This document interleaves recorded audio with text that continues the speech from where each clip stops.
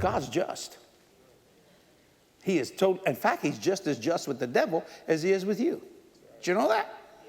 I mean, the devil, God had to tell the devil about Job. He said, have you observed my servant Job? He said, how can I? You got a hedge around it. Couldn't see it. Something was cracking in the hedge. And he said, yeah, you protected so much. Why was Satan trying to get to Job? Money. Rich man can hurt you. God had blessed Job. He said, if I can shut Job down, I can shut down that witness of God. Because you can't do nothing, you can't go nowhere, and the best thing you can do for the poor is not to be poor. You see. And you say, but God permitted it. In actuality, if you look at Job, he said how people say, it was no apparent reason. Satan just wanted to attack him. God is not a respecter of person, but Satan is. I honestly believe that God attacks some people more than, Satan attacks some people more than he does others. He's just mean and insane and crazy.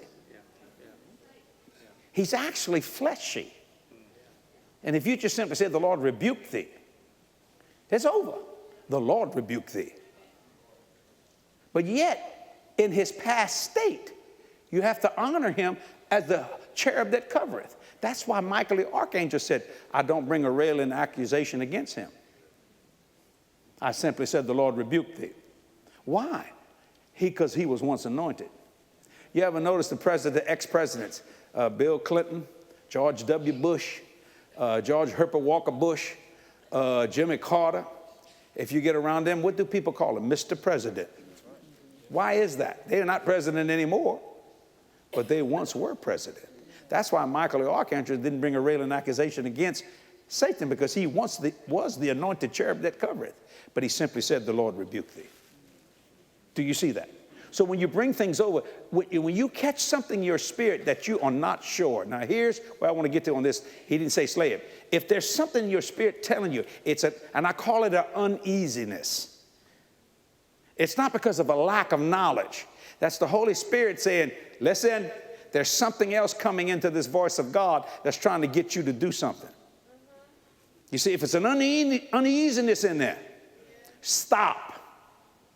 And go before the Spirit of God and say, wait a minute, there's something there. What do you exactly want me to do?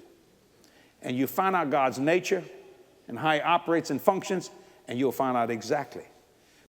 The first step in attaining a goal is to form a team. So whoever forms the best team to carry out ideas wins.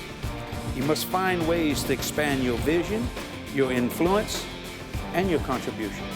Everything you're doing, everything you want to do, is in the realm of faith that has to be brought to the realm of the natural. The how-tos of believing the unbelievable and getting it. Order your copy today.